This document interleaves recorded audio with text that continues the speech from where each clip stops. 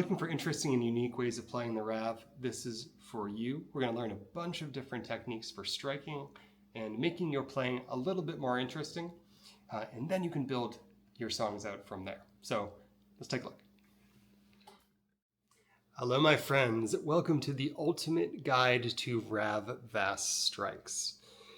In my 10 years of experience playing the Rav now, I've found that a handful of techniques really are best for the majority of players. This doesn't necessarily mean that this is the correct way to do it or this is the best way for you to do it, but I think being armed with the skill set to strike clearly really makes a huge difference for people. And typically the first few lessons for brand new musicians that I work with are just getting used to strikes and getting comfortable with that sort of a movement. And it's not necessarily a natural thing for someone's hand to bounce back in the way that we need. So I'm going to talk about 3 different styles of striking and some ways to apply it on the Rav, and then also show you the difference between striking on a Rav versus a handpan. I have kind of a wild theory, which is based off of my own experience and the experience of my students, that Rav players have an easier time going to handpan and creating a nice quality sound than handpan players going to Rav. This isn't because they're unskilled, but the Rav has a different area of strike that wants you to aim yourself in a particular way. So on the Rav, I have a small area that's going to give me the most ideal sound. The handpan's a little less particular in that regard. So you can really transfer your Rav skills once you've gotten down the strike to the handpan and be a really proficient striker on handpans as well, and other tom drums. So let's take a look at 3 of my favorite strike techniques for the Rav Vast or handpans. All right, so first up, I just want to eliminate this particular thing that I hear all the time on the Rav and on handpan tutorials. You don't need to do this. Do not waste your time playing everything with your pinky, everything with your ring finger, middle finger, pointer finger, and then thumb. When we're doing that, we're really developing 2 fingers that we're never going to use. These are the weakest fingers, and we can tell this by when you put your pointer finger down, it barely activates these fingers, right? If I put my middle finger down, it seems like my ring finger is really tied to that. If I put my ring finger down, all 3 of these fingers move, right? So I'm losing momentum by using this finger. Pinky can move independently, but it's not, because of the angle, it's not very strong. So these 3 fingers are our best options, with these 2 as our strongest. So the way we're going to make use of that is saying that this is kind of our home base position. And then for fancier things like this, I'm using obviously 3 fingers on the same hand for that and rolling off, but we're not talking about that today. When we're striking, we're not lifting our hands like this. I'm not doing sort of this velociraptor movement. This is not going to help you. This is actually going to hinder your playing if you're moving your hands up a lot. I want you, when you're practicing this, to keep your hands very low to the instrument, almost 1 hand's length away, and flicking down. So this first strike we're going to use uses your hand directly in parallel with the instrument, about 1 hand's length above, and you're going to flick below your baseline. So I'm going to flick my finger down below and let it bounce back up. Because I'm low and I'm parallel to the instrument, I don't really have to worry about getting my finger up because my hand wants to do it automatically. And I'm just using that 1 finger to flick down low on the note. On the swirl sounds fine, or below that. If you want to go above, you're going to get the harmonics, obviously. So practice that with your pointer finger. If you're a middle finger player, you can practice the same thing. The middle finger is going to be a little harder to use, less wrist, because you have less strength in this finger. My pointer finger, I can pretty much independently do that with very little movement in my wrist. The other thought, too, is if you're using your thumbs, you're thinking of the same straight line motion. And I'm not hitting all the way turned over. I'm not hitting with this part of my thumb. I'm holding my hand flat like I was before, and I'm flicking down from there. So I end up getting more of this area here and less of this area here. And I find for most people when they're starting playing, the angle that their hand is at makes a huge difference. So if you go to hit a note and your hand is angled at like a 45-degree angle at the instrument, so if I'm hitting it like this, you can't get your hand off of it because you're in your resting position while you're striking. But by bringing your hand more flush, your finger just wants to come back up to the resting position. So that's number one. That strike is super important. So another strike that is very useful for early players or more advanced players is a strike on the harmonics on the wings of the notes. So unlike a handpan, the wing area is what's going to give us some of the harmonics here. On a center note, this will give you a lot of the harmonics or over the AST, but this wing area is going to provide you with the harmonics. You're basically isolating the note and just hitting it so you can hear that. And I'll give you a little demo. Versus. The further you go over and the more of a flick you use, the clearer that sound is going to be. And obviously the lower the note is, the bigger the difference in sound. When we're doing it, we're not putting our finger really far over. That's just going to give you the note itself. I'm putting my finger right on the edge here and striking. This is used when somebody's playing something and want to accent a particular note. You're probably not going to write an entire song with harmonics, but it's a great accent. So if I was playing something, say I was doing this new song that I just wrote.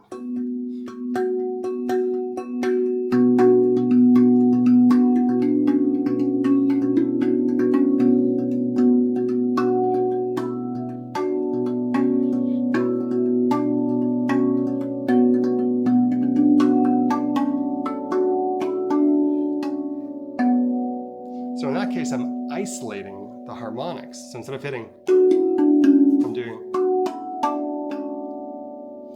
And this is a one-hand isolation. If I wanted to do something more complex, I'm going to bring you guys in a little closer. So the other strike that you can use is a slide harmonic. And in this case, I'm using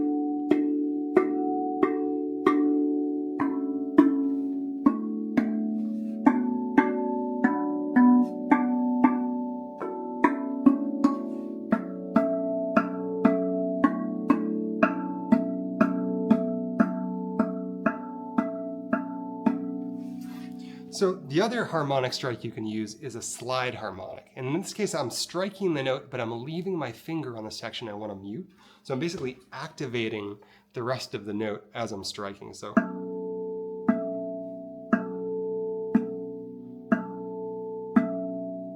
basically I'm doing,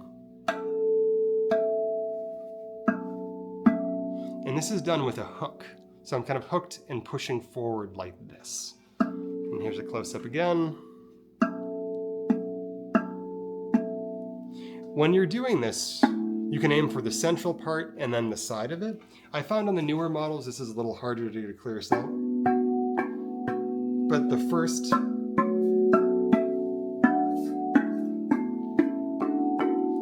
maybe 6 notes this works really well on. I use this especially on a handpan. If I was playing a handpan, this is a move that works perfectly. And especially on lower scale Rav. So if I was playing handpan, I can really easily activate harmonics. And it's similar to that other move that we're going to talk about in a second, where we're doing a 2-finger harmonic activation. Let's take a look at that. Okay, so for the next type of harmonic strike, we're going to use 2 fingers on the same hand. And I'm going to use my middle finger as the mute, and my pointer finger as the strike.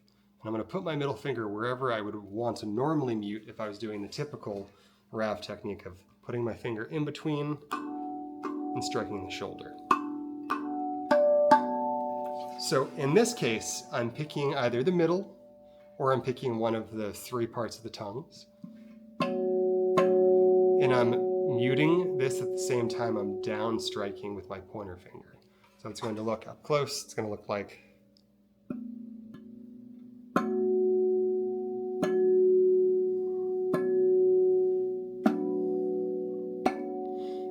And you can do this even just as a general strike off of that, the sort of pedals here. And this works really well. It's a very loud harmonic. And all I'm doing is picking the center and striking the wing with my other finger. It's very similar to some of the other ones, but it sometimes will have a double strike because you're hearing your middle finger and then pointer hit. So try to do them right at the same time, or else you get the da-da, da-da, double strike. Another type of strike that people struggle with on the Rav is using a slap. And this could be also applied to ghost notes, which is just like touching the instrument without trying to make a prominent sound. Thankfully, that's died as a concept because people were so obsessed with not being able to play ghost notes for the longest time. But for slaps, because of the sort of harmonic-rich nature of the instrument, if I'm hitting up here, I'm hearing a lot of other noises. So you can minimize the sound of other notes when you're doing a slap by choosing a rib, and you can see on the instrument really clearly where the ribs are in the indigo generation. If you have an older Rav, you can feel for where there's a joint and the two pedals meet. Hitting there, it's going to give me a much more hollow sound, very muted. Or hitting below the note close to the rim because of the bracing and the rubber gasket around it, it's going to give me a cleaner sound. So listen to the difference between the two of those. If I try it with the hitting on the rib, it's going to sound like this.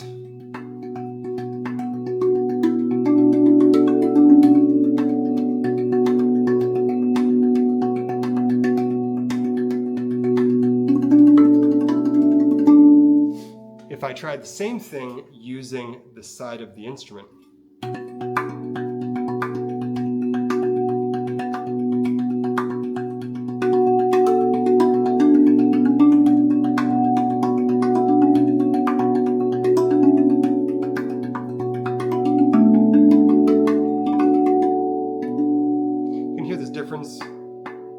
versus it's a different type of attack.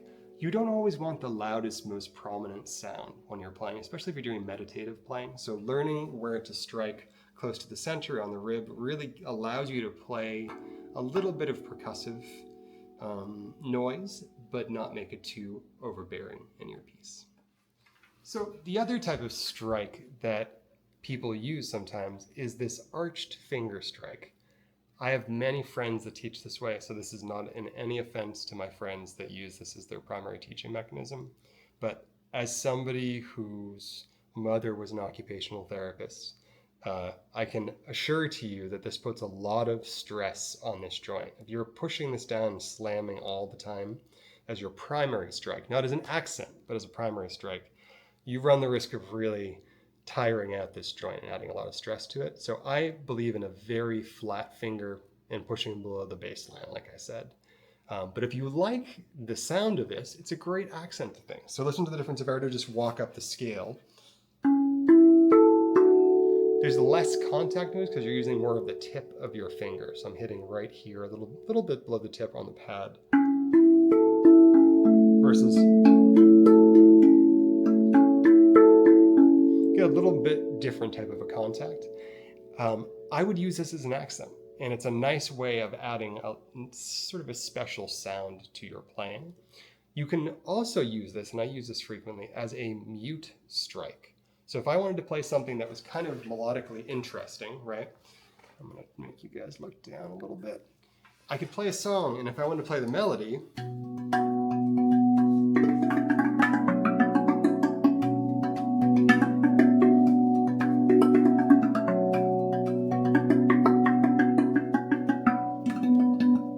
all I'm doing there is I'm hitting the note, but I'm keeping my finger on it.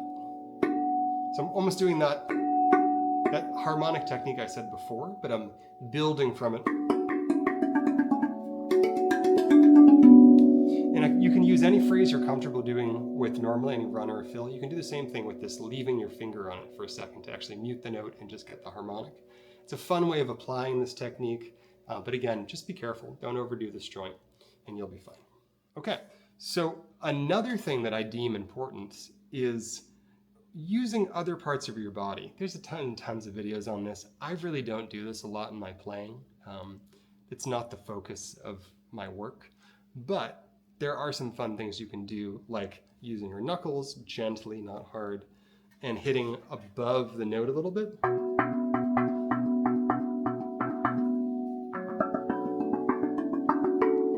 And you can do all sorts of funny things to kind of make the harmonic. It's an accent again, it's a sound, but it's not the only thing you're going to do in a piece. So I wouldn't get too stuck on mastering it, but all I'm basically doing is using my middle knuckle to strike the note. Again, you have to be careful that you're not hitting your knuckle too hard because you are hitting a piece of metal. So that's important not to overstress your hand in that way. And the final thought I had for you for strikes is there's a lot of sort of contact noise you can make with rubbing.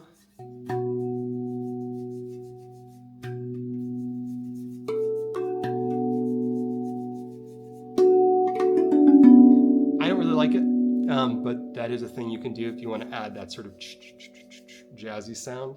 It doesn't sound quite the same on the current generation because it's not textured, which I think is an okay thing.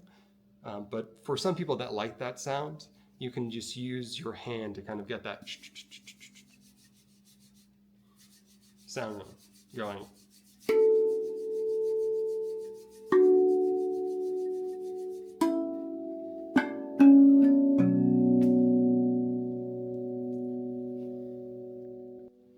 So the final kind of fun thing I'll leave you with to experiment with is using your instrument sideways. And I'm putting this between my legs and I'm holding it against my chest and with my two legs. And I'm maybe putting the instrument halfway or so, so the vast is parallel with the floor. And I'm playing this bottom wooden plug and also the area that would be a goo on a handpan. And there's all sorts of fun things you can do with it.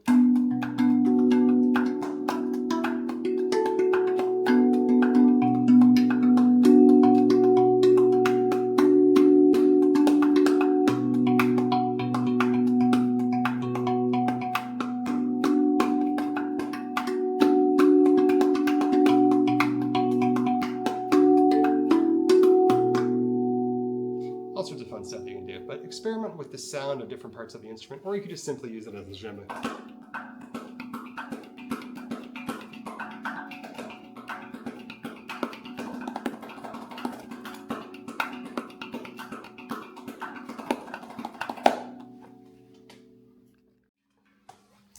Hey, my friends, I want to remind you guys that I have openings for students for this spring, summer, and fall.